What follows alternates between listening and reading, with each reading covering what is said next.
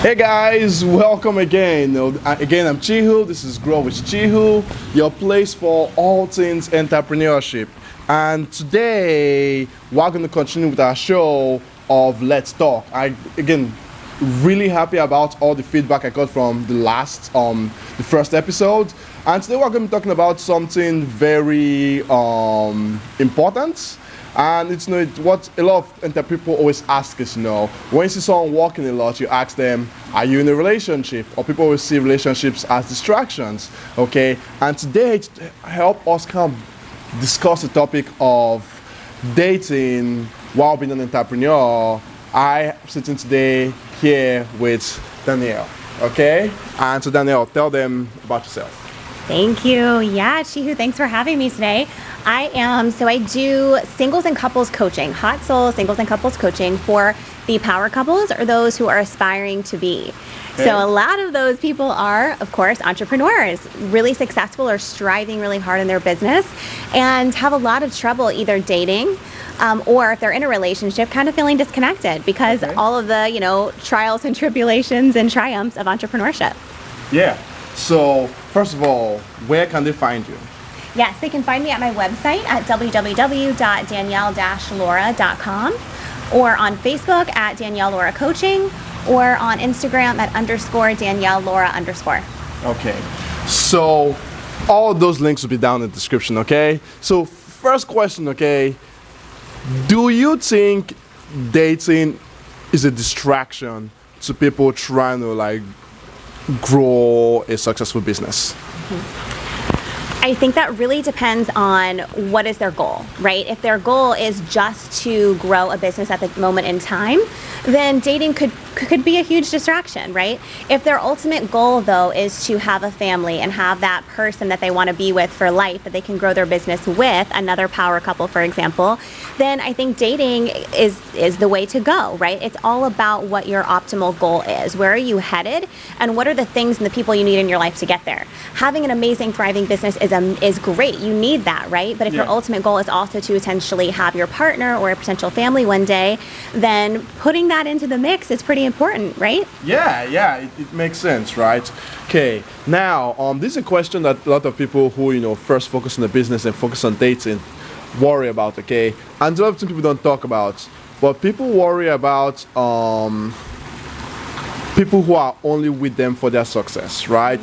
The problem of being successful is you always wonder if things go awry, would this still be someone who would want to be with you? Okay, what would you say about that? So in other words, how do you solve the problem of gold diggers? Okay, to put it lightly.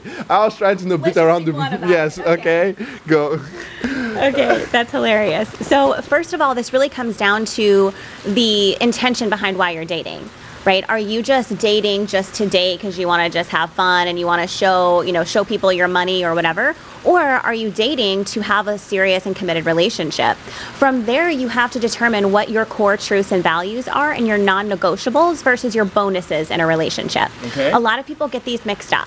A lot of people focus on things that at the end of the day are not deal breakers, as they are non-negotiables versus the things that really truly matter. Like at the end of the day, do you want somebody who's there for your money, or do you want somebody who you're going to be able to have loyalty and an amazing relationship with that's there because they actually love you, right? Okay. So understanding what that is first before you even go into a relationship and being really clear, having those clear expectations, even in the dating process of, this is what I'm about, this is who I am, can we make this work or not?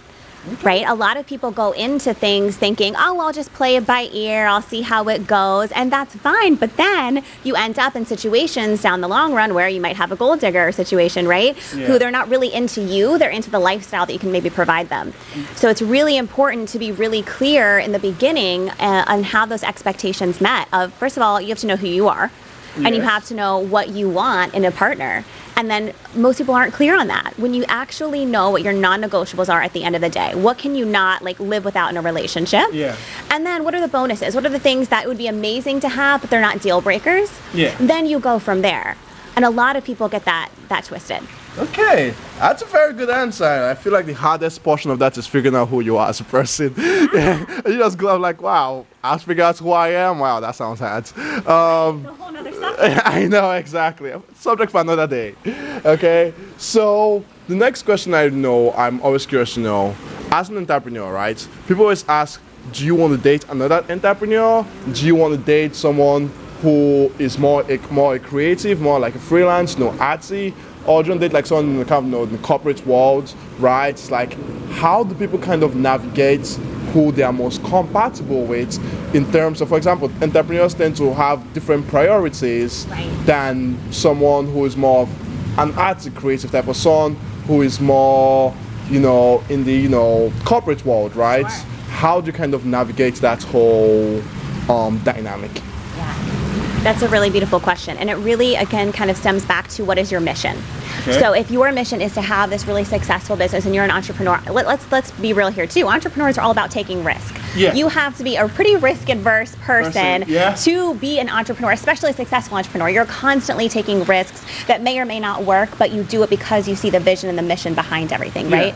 So being with a person, for example, whose personality is very, they don't want to take risks, they're very cautious and calculated and whatever, who may get really anxious by you doing what you do, that's probably not going to work out, right? Yeah. So I don't think it's really a mentality of if they should be another entrepreneur or if they're in corporate, more of the personality behind, can this person withstand the ups and downs potentially of entrepreneurship? Yeah. Can this person support me even if they don't understand exactly what it is that I'm doing? Yeah. Can they be my biggest fan and be there for me no matter what? Yeah. And our goals ultimately going to align. If I want to have this huge, big, mission in my entrepreneurship, and this person wants to run a corporate center, okay, those are two very different things. But can they coincide? Can you still have the bond between you amidst of your job or your career or anything else? Right? It's really important to figure out.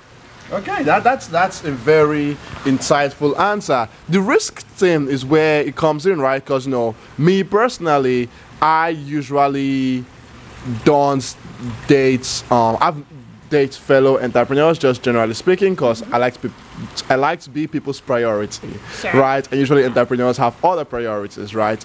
But now you mention it, the crux of the reason why a lot of them didn't work out is because I take a lot of risks, and that can give your partner a lot of anxiety and uncertainty about the future, right? So that's a very good dynamic. Risk averse versus what's risk loving. Tolerant, yeah. You're that person that's going to be so willing to take those risks. Yeah. Or somebody who is going to be so afraid and like almost paralyzed by potential risk, right? Those type of personalities are going to very much clash, and it's ultimately not going to work in the long run if you can't be on the same page. And again, it goes back to, you don't have to understand exactly, like if your partner, say, in corporate and you're in entrepreneurship, they don't have to understand all the ins and outs of entrepreneurship or even really what you do, but they do have to support your vision. And I think that's the biggest thing. And there's also several other things, Chihu, as well at play in any type of relationship, but specifically with people who are entrepreneurs.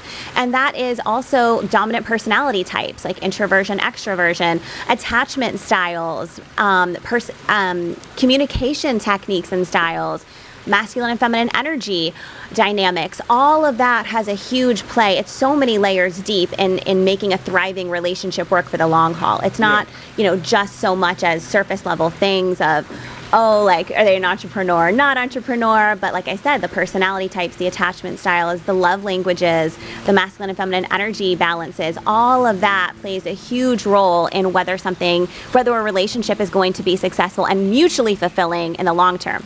Okay, so my next question, it's probably going to be answered. That whatever you're doing, what are the biggest mistakes you find people who, like our entrepreneurs, tend to make when dating?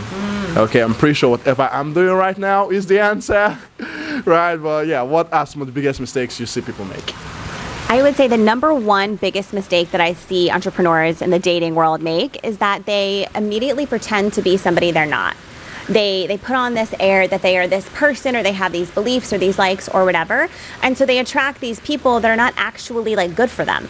And if you get anything else out of this whole message, it's like, listen to this: if you are not who you really are, you are not going to attract what you really want.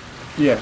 So it's getting really real with yourself. It's what I call getting hot with yourself, right? Okay. Hot standing for honest, open, and transparent with yourself on, okay, where am I at this phase in my life? What is the type of person that I really actually want? And let me just be who I really am so I can attract who I really want into my life. Rather than playing this game of, oh, I gotta be this for this person, but that's not who you really are. So ultimately that's not gonna work. They're gonna find you out, or you're gonna realize you're totally incompatible. So why waste your time and energy on that if that's not your ultimate goal? Yeah. See, I told you the answer would be exactly what I am doing right now. Okay? That's exactly what I'm doing. I'm doing it wrong. I knew I was doing it wrong, okay? But now you know better, so you can do better. Yeah, exactly. So that also kind of answers my next question, which was what's the number one tip you would give for someone, who's dating and as being an entrepreneur, right? What would you say to people who just feel like they don't have the time because of you don't put time into dating someone and then it doesn't work out, and then you see it because a lot of us then see our time in terms of monetary value, right? Yeah, and we can see the clear loss in productive hours that we put into this person that then went nowhere. What would you say to about that? Ignore the random cuts right there. Someone may have forgot to charge the battery before putting it in. Okay, and so back to my question. For someone who feels like their time is very precious, okay, how do they kind of go into dating without worrying about the potential that they're just going to waste their time? Okay? The biggest answer to that is intentionality. And that goes back to your mission, the mission of your life and of your relationship. So similar to how we have a mission statement for our business, same thing for life and relationship. What do you want the mission of your relationship to be? If you want it to be, my relationship is going to be thriving, adventurous, fun, loving, expanding, growing, right? Whatever it is, come up with your mission statement. Then any potential date or relationship you put up against your mission statement. Okay, does this match my mission statement? Is this relationship or is this date, potential person, does it match all of these things in my mission statement? If the answer is no, next, go. Don't waste your time and energy. If the answer is yes, then you go a step further and, you spend the time there with intentionality, though. And the intentionality portion comes into what are the non-negotiables that you absolutely need in your relationship in order to thrive for the long haul. Yeah. Right? And being super unapologetic about that. And as soon as you see like a red flag or a sign or something that doesn't quite match up, go ahead and move on, right? Because you will end up just wasting your time in this cycle, and before you know it, 6 months, potentially a year will go by, and inside your heart, it's not really right. Yeah. Right? So understanding what your non-negotiables are, writing that down, getting super clear on that, and then to take it one step further, understanding the feeling of how you actually want to feel within this relationship. So beyond just the list of when I'm in this relationship, like you can kind of visualize this, right? So this is bridging the gap between your head and your heart and making everything sync up and align up for you to manifest and attract what you really actually want. And understand, okay, if I'm in this relationship, how do I want to feel? Do I want to feel really like loved and cherished? Do I want it to be like fun and flirty? Do I want it to feel adventurous? Do I want to feel like I'm the only one this person sees in the world, right? Yeah. Understand like the feeling points of how you want to feel. Because when we can bridge that gap, and it's really easy to determine whether someone's right for you or not. Yeah. Because they could be everything on paper that you would have wanted, right? But if the connection isn't there, if you don't feel the way you want to feel, in the long run, you're not going to be happy and it's not going to work out. So really understanding and establishing what that is, your non-negotiables and the way you want to feel, comparing all of that against your mission, and then it makes it pretty easy to understand, is this someone worth my time or not? Okay. That was...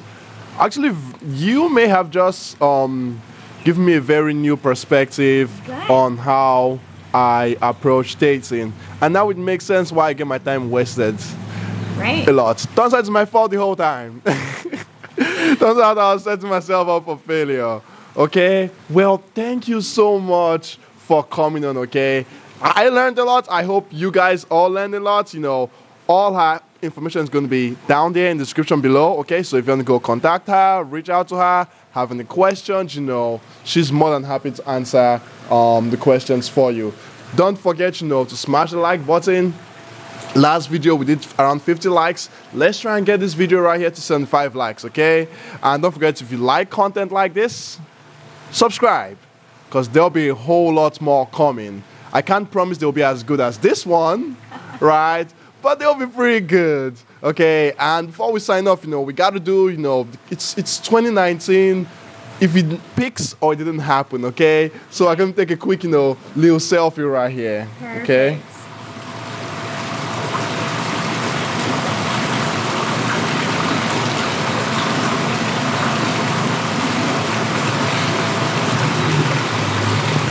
Quick Leo.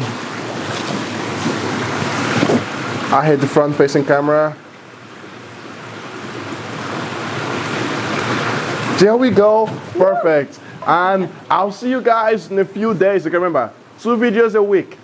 2 videos a week. And I'm signing out. There it is. Oh yeah, look, there's like that train behind me. So I have a